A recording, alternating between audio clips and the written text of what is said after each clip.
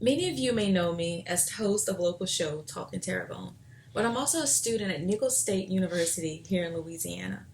This year, I was awarded the opportunity to be an intern in Terrebonne's Parish Internship program. Here with me today is a special guest, not just a native of Terrebonne Parish, but your parish president, Mr. Gordon Dove. Mr. Dove, thank you for being here with us I'm today. glad you asked me. I know you're busy, and this is an honor, and it means a great deal to me. Mr. Dove is the seventh parish president here in Terrebonne, Louisiana, and he's here to not only discuss what it means to be involved in your local government, but taking advantage of opportunities presented before you as a student. So, Mr. Dove, you've lived here all of your life. What does this parish mean to you? Well, the Terrebonne Parish, my grandparents are from here. My mother and father, of course, are both deceased now. They're buried here, and I buried a son here in 2009 from an automobile wreck. So Terrebonne is everything to me. I love Terrebonne. It's a very beautiful place. It's the hunting, the fishing, the recreation, the people, the way of life, the culture. And, of course, this has been an oil and gas town for many, many years. And shrimping is still a part of our life, and oysters, and, of course, commercial and recreation fishing. I grew up on the West Bank in New Orleans, and it's fast-paced there. And coming here to attend college at Nichols, one thing I noticed was people here, they're so family-oriented. When we grew up, you went down Dulac and they had Big Johns, and there was boiled crabs, boiled crawfish and shrimp, and the kids swam in Dulac, Bayou Dulac, and it was just a way of life. People fished, they fished, they crabbed on the side of the road. They still do some of that. A way of life. Right, and crawfish on the side of the road, and because when I grew up, we didn't even lock our front door. I grew up on Leveron Street, and of course things have changed, and but I love Terrebonne Parish. If Terrebonne Parish has grown over the years, it's a part of you. We've built the levee. We've built the levee system, and we're completing it to protect Terrebonne Parish because of coastal erosion. And I've been instrumental in the middle of that for the last decade, and we've really come a long way. And now we're hitting our barrier islands and trying to protect Terrebonne, which stands for the good earth. Which after Hurricane Katrina, that means a lot. We want to feel protected. We want to know that this upcoming hurricane season, we're safe. This parish is safe. We're safer right now than we've ever been, but we're not finished. We still have a ways to go. If a hurricane comes, your best bet is just go ahead and get out of town. And we've got all our emergency operations in play.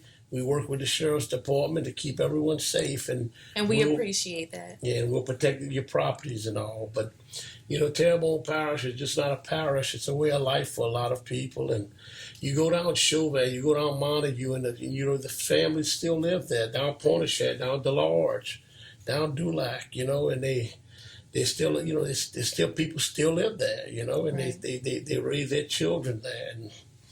And this is home. Right. If you go down, I was down Chauvin the other day, and I actually was looking for for sale signs, and there's not many of them. And that says a lot. People root their lives here, and they stay here, and that says a lot about a parish. Right. And we're trying to protect them, and the shrimping industry is so vital to a lot of folks, and I think the federal government needs to do a better job on policing shrimp coming into this country.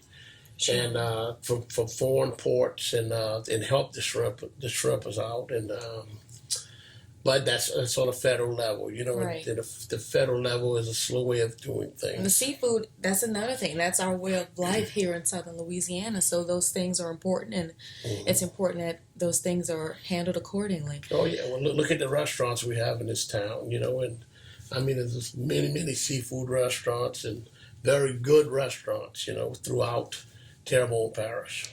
Speaking of which, I'm begging my bosses if they could take me to Copeland's today. Yeah, I love Copeland's. we have Copeland's at home. Gotta get some of that crawfish Acadiana. Oh my God. And we have Copeland's in Lafayette also. Yeah, I love it. So, just to reiterate what we discussed to the first question, what improvements have you seen made? Growing up here, you've seen this parish transition into different eras, different phases. What improvements have been made over the years? Well, with population increasing, our traffic has increased. There's a lot of roads under construction. There's a lot of roads that were added. I was in the legislature for 12 years. Oh wow! A lot of the roads and a lot of the infrastructures you see and built was funded through the state of Louisiana. So a lot of monies came into Louisiana, and a lot of projects were built. We're building a new emergency operations center in Gray, Louisiana, and we're building new roads from West Side Drive from Martin Luther King to Highway 311. That should be completed in about 3 months. Oh, that's Hollywood soon. Road, right? Hollywood Road has had a lot of problems, but I've straightened that out. We've got the contract that's on pace with that, and that should be completed before the end of the year. And you started your term recently. Yes, since January 7th. It seems like you've gotten a lot done. That Well, says a lot about you. It was ongoing projects, and of course, our job is any ongoing projects to go ahead and keep them moving. And it's besides that, we're doing a big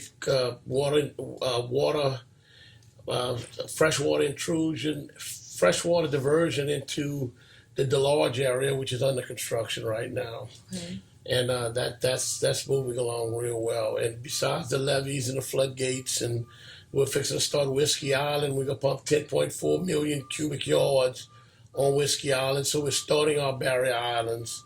We're working with the state to go ahead and try to put rocks on Whiskey Island. Okay. And I've hired an engineer to start the engineering for rocks on Whiskey Island.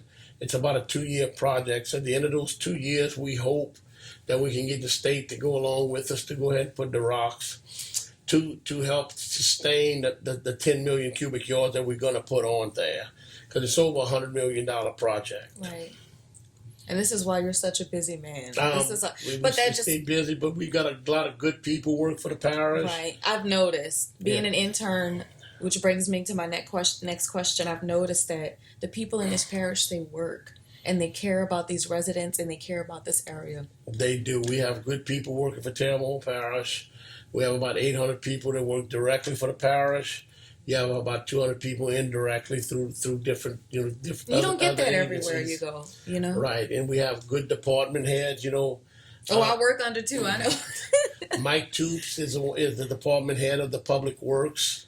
He's a mechanical engineer, and I hired him when I first came in, and we hired a equipment supervisor, a maintenance supervisor, and got a lot of equipment that were hung up in the repair shops. We got it on the road now, from digging ditches, cleaning culverts, to servicing the people of Terrebonne Parish. We've got a road repair program going on right that we're fixing to start.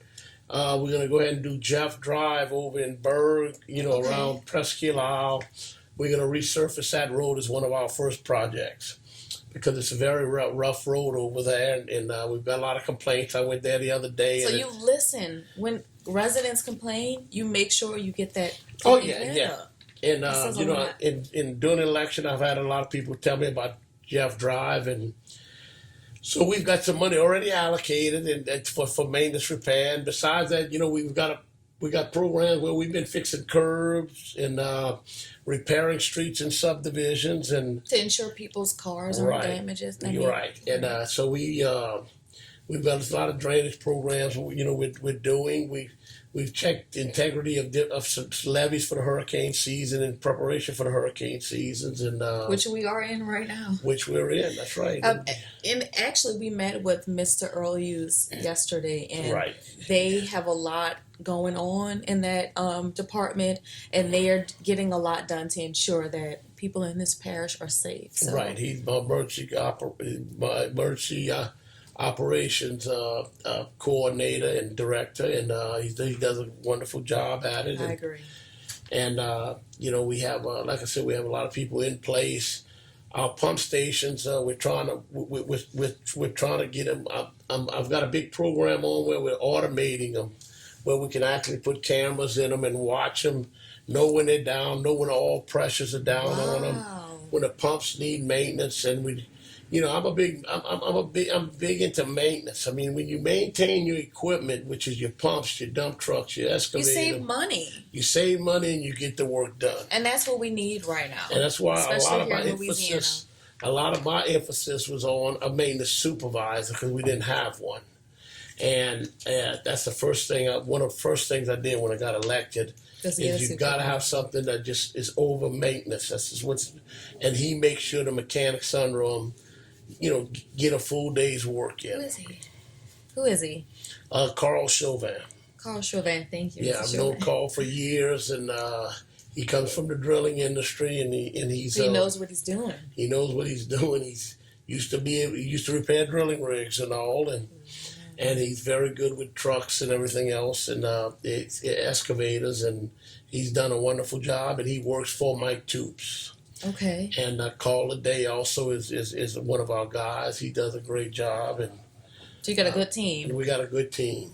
I think back to the first day of this internship program, and we sat there and we watched the videos, and they told us the parish president will be stopping by, and like I said, I'm not from here, and I said to myself, wow, he takes time out of his busy schedule to make sure he sees everyone, including interns. Interns are supposed to be nobody.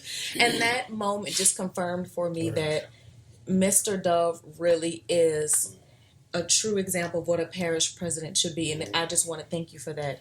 And I guess my next question is, what do you think the importance is of interning as a student and making sure you exhaust every opportunity presented to you? Well, I think it's important to see how government is run.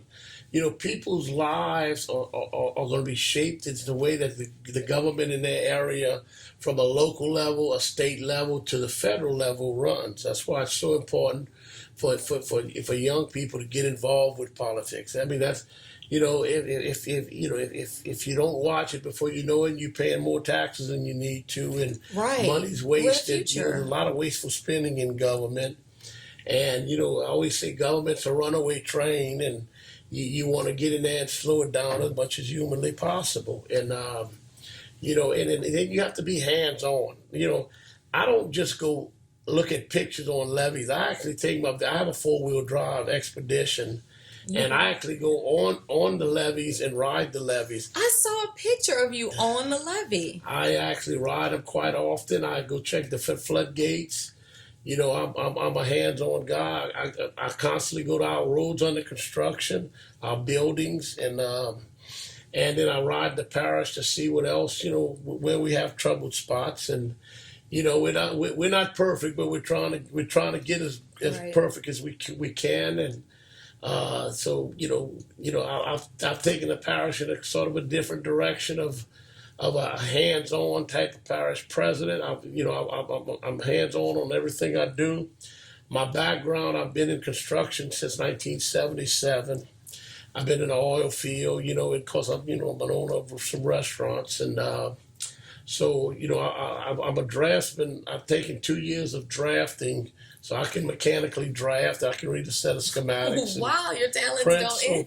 So when someone tells me something about a levee, or they tell me something about a project, I can read a set of plans. You know what's going on. Right. They can't tell me what I want to hear, because I can read a set of plans and I can see what's going on if it's correct or not. Right. So you're like a double threat, a triple threat. Well, that's why I jumped right on Hollywood Road.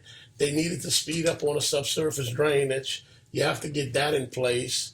Wow. And, of course, you see they're working nights now, and they brought in another crew on the subsurface drainage, and it's really starting to move along now, and the rest of the roads are really going well.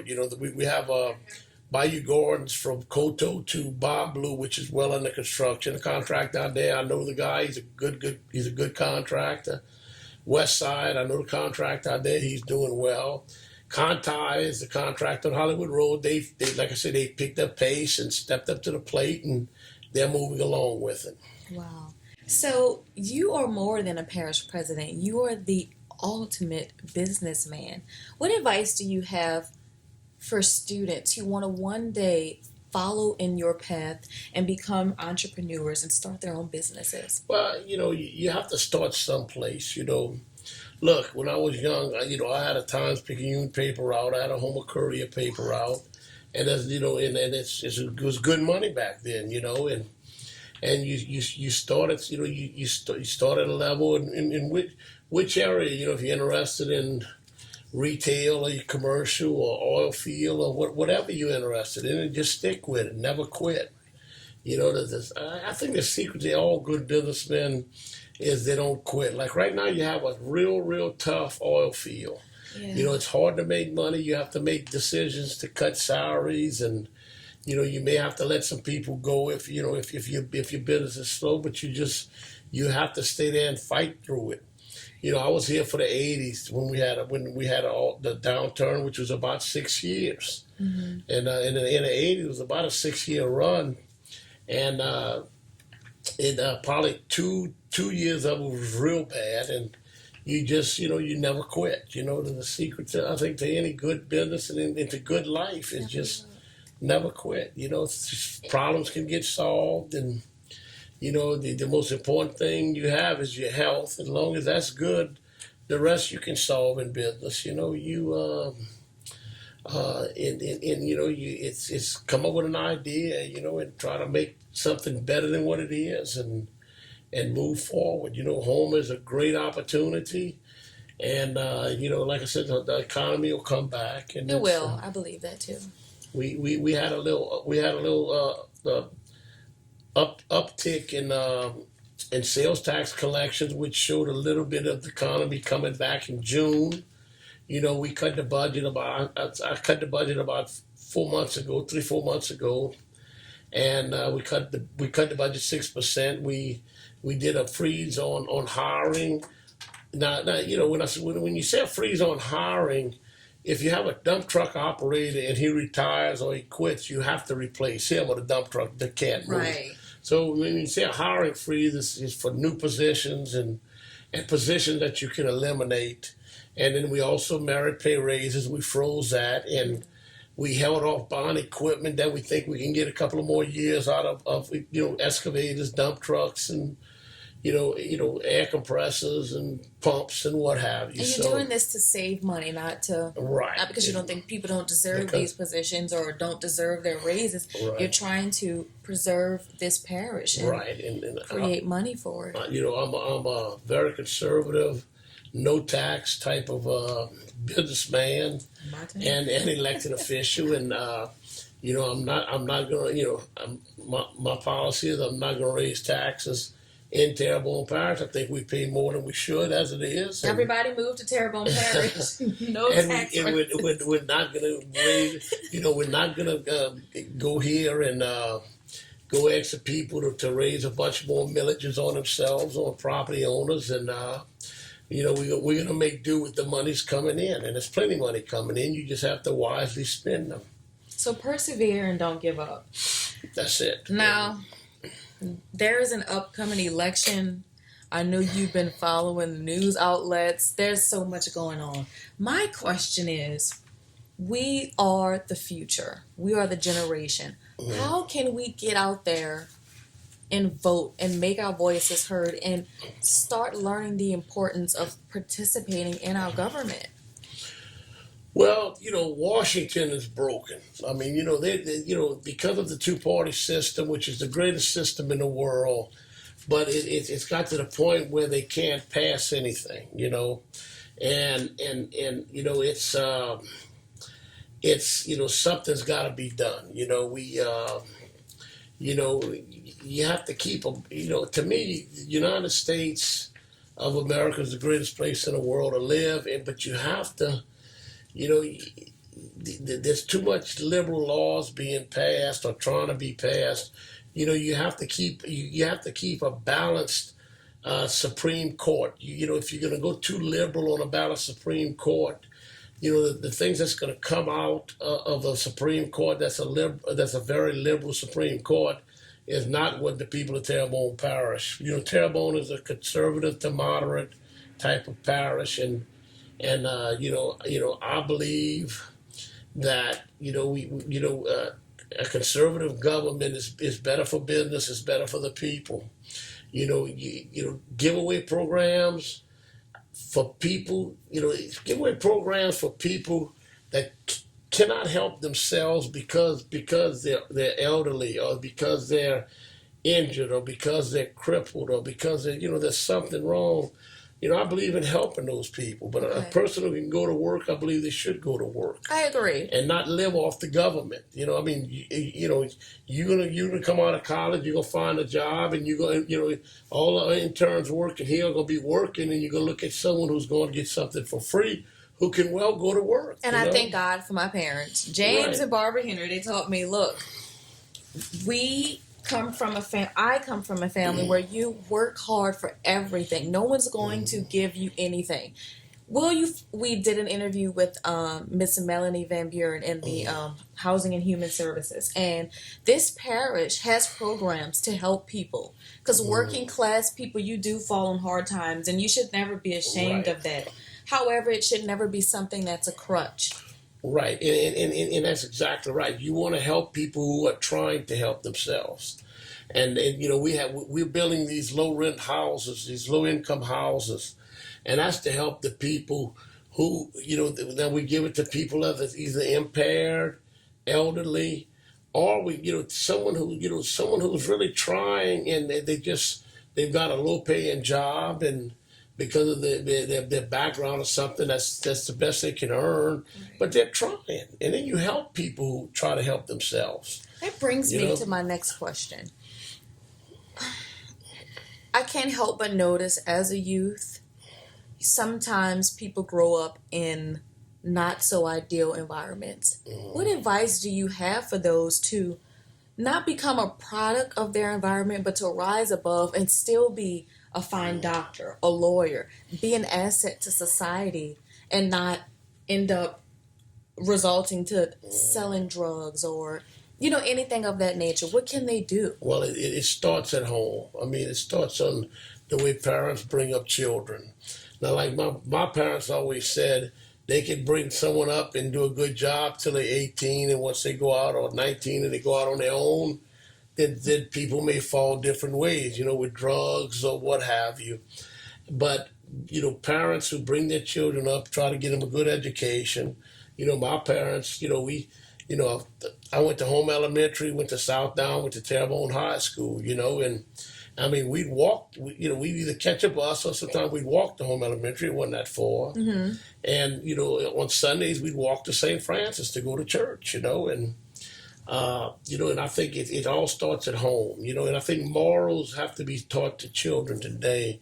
Yeah. Morals in the United States have gone so far out. Because teachers are no longer teachers; they're disciplinarians, and that harms the teaching environment. And some people say that the principal, I think when you tie the principal's hands on discipline, I think you hurt society. I believe. When I grew up, if you got in a fight, you went into the principal's office and got a whipping. And they'd patted you on the butt, and they'd hit you pretty hard. My mom always said, use the rod, spare the child. They had a principal, Mr. Pitts. And it didn't matter if your fault or not. If you got in a fight, both of y'all went in there, and you got spanked. And that said something, because times were different back then. It wasn't as much crime. It wasn't as much murdering. Right, and you didn't dare talk back to the teachers. You respected your teachers.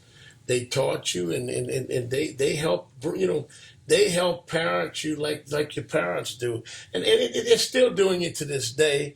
I just think they don't have the discipline. They're not allowed the discipline like they did back in those days.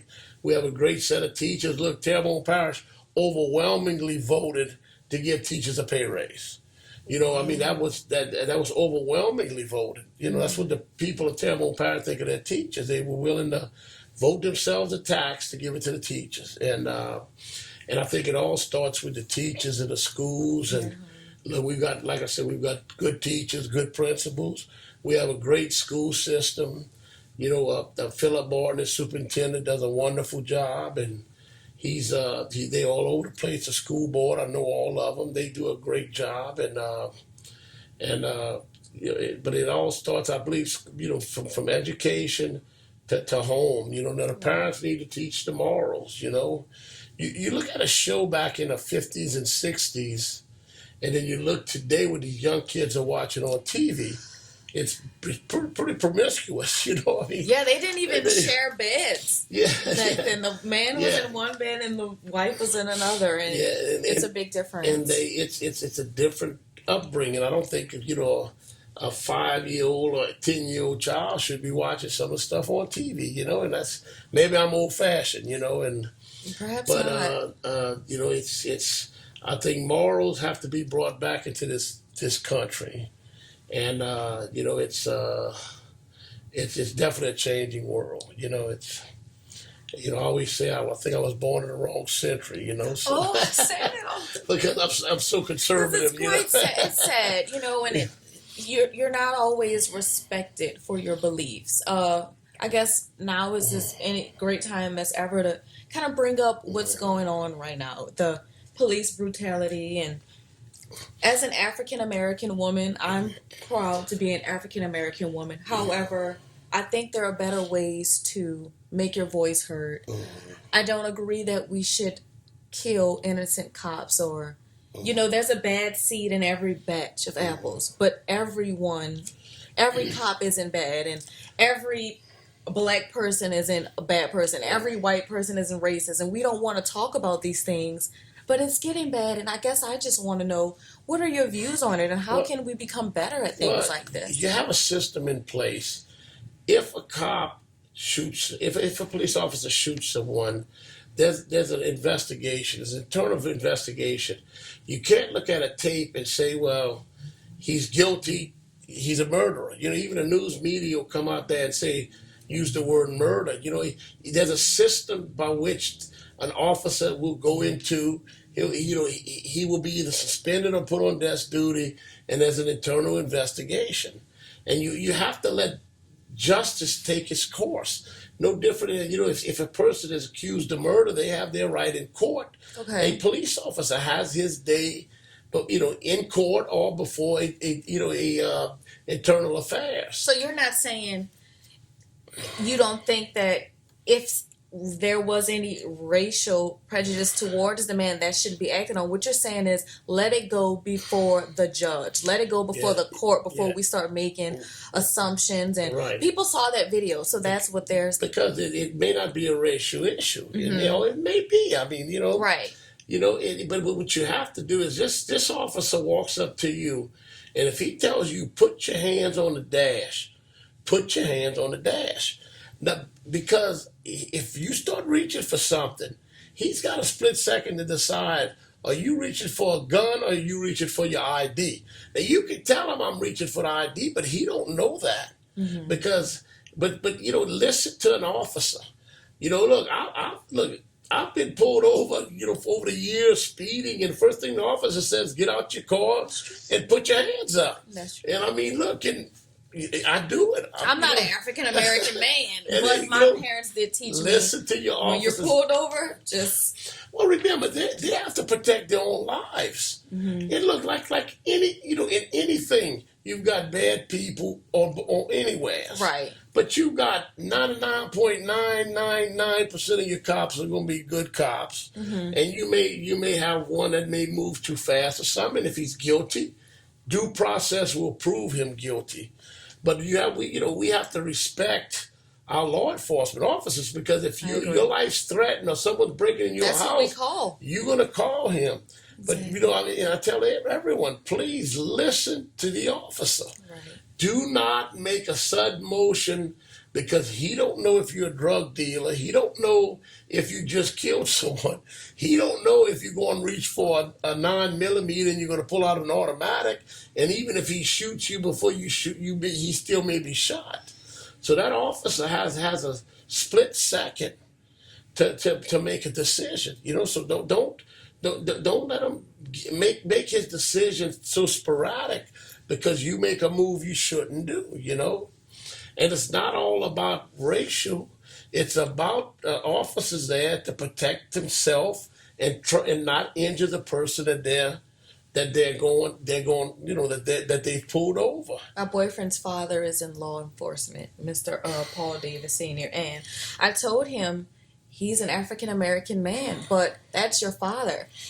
How would you feel if you knew someone used an assault rifle against him and took his life? He's here to protect. So I do agree with you. You need to look at all sides of it. It needs to go before the court, and we need to not assume and just see how things play out, and just in all, I mean, just trust God. This rioting and all, you may have people in there who really mean well and they want to voice their opinion. Peaceful protests. But then you have thugs and you have drug dealers and you have gang members who's going out there to start trouble. Setting someone's place on fire because they're angry about what happened.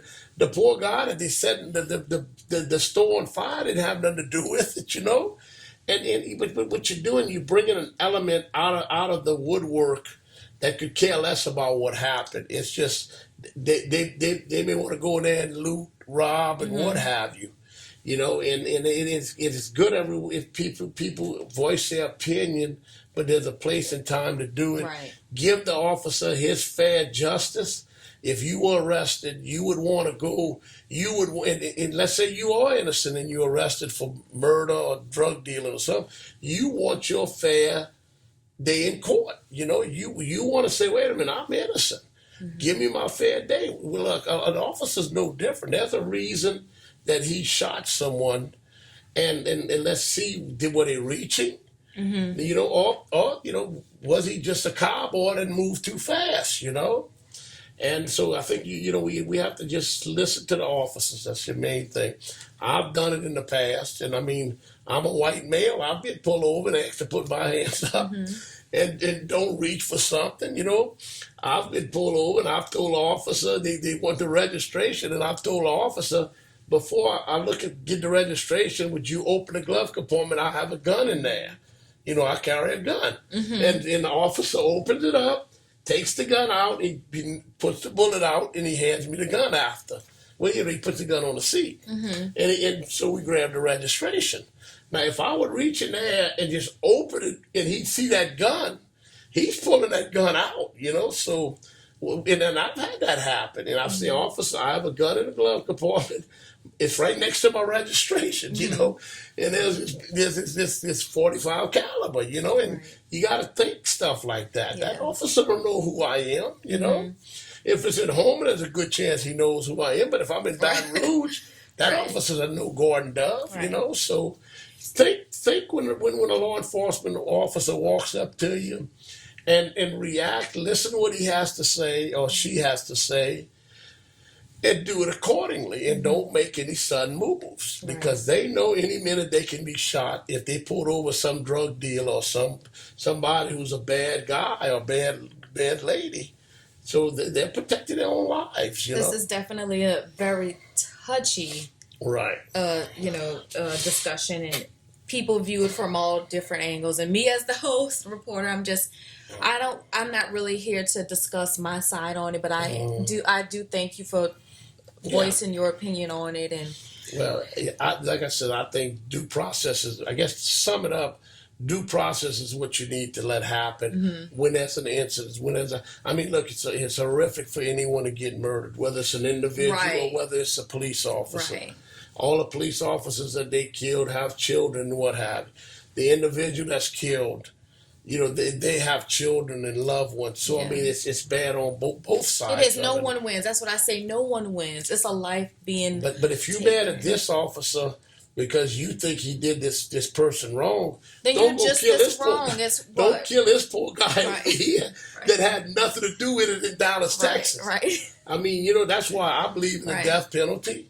I'm 100% for the death penalty. I believe it's justified when there's a murder. When you take a life, you should be willing to give up your life. And I've always believed in the death penalty. And, but it's just something that's due process should take care of. Well, that took a interesting turn, but it needed to be discussed. We're actually just about done. In closing, what I want to ask you is, what advantages do you think students, the youth, have here in Terrebonne Parish that they may not realize they have? Because you see a small parish like Terrebonne, you say, "Oh, well, when I graduate, I'm gonna go off into a bigger city." Yeah. Well, I think you have opportunity here. I think we have I think you have a better chance when people know you if you go to a bank on getting a loan. A loan is done by assets and ideas, but it's also of the quality of the person getting it. Right. I sit on a bank board, and and I'm on a loan committee of that bank, and Terrebonne has a lot of opportunity, and I mean, there's a lot of rich men and women that still live in Terrebonne and have come from Terrebonne and made a great living, and the United States and Terrebonne Parish in Louisiana is opportunity. You have to get out there, you have to grab it, and move forward with it. Like I said earlier, never quit. It's you have your good times and your bad times. And you in business. Business is not always uphill. It's some tough times, and you have employees that work for you that may make mistakes, and it costs you money when they make mistakes, but that's part of the game. It's as an employer, you pay for your employees' mistakes, but at the end result, you can live a better quality of life, and but I say it all starts with education. Go to college, get in the field you want, whether it's engineering, an attorney. I have a daughter that's an attorney. I have a daughter that's a registered nurse, and I have a daughter that's a housewife. So I'm proud of all of them, and they. I have 4 daughters and 3 stepchildren, and 15 grandchildren, with 4 on the way. Wow, you have a big family. We have 4 in the oven. You spend a lot of money So for we have Christmas. 19 grandchildren. We give a lot of birthday parties. Woo, you're always at a birthday party. But Terrebonne's a great place. I think we have a great, we have a good council, that I work with, and we have a good form of government. And look, I came out one day and I ran for state rep, and I represented the Terrebonne Parish and Lafourche, because my district had a little bit of Lafourche back then. Right. For 12 years, I was chairman of Natural Resources. I sat on the Coastal Protection Restoration Authority. I actually represented the House of Representatives on it. We've gotten billions of dollars in coastal and levee work into Terrebonne and coming into Terrebonne, and there's a little saying, the world is yours. Just reach out and grab it. I like that. And just I was in church one day and they had a little sign up. They said, "Enjoy life. This is not a rehearsal." You don't get to do it all over again. You don't. You never get those minutes, seconds back. So you better. This is not a rehearsal. It's not. And so you make the most out of your life, and stay away from drugs. Drugs has ruined so many people's lives.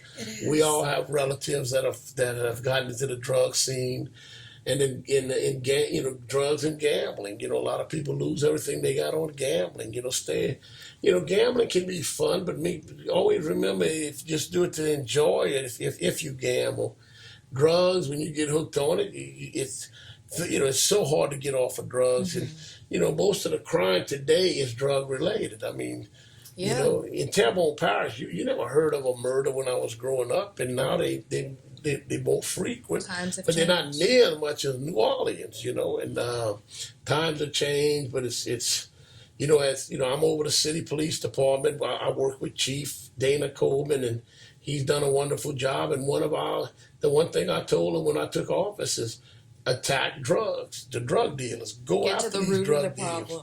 That's where the root of the problem is, drugs, and it seems like you're off to a great start as Parish President. And I enjoyed the interview. This has been an amazing interview. Yes. And before we close, are there any words you'd like to give, not just to the residents, but the future politicians, the future Parish Presidents, the youth?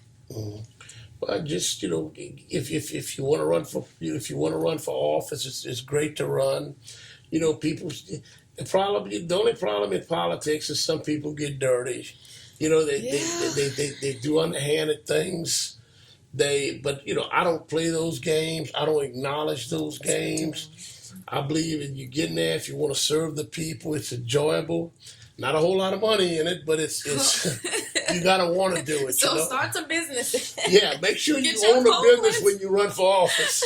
Don't do it to make a living. No, Right. it's not very good living.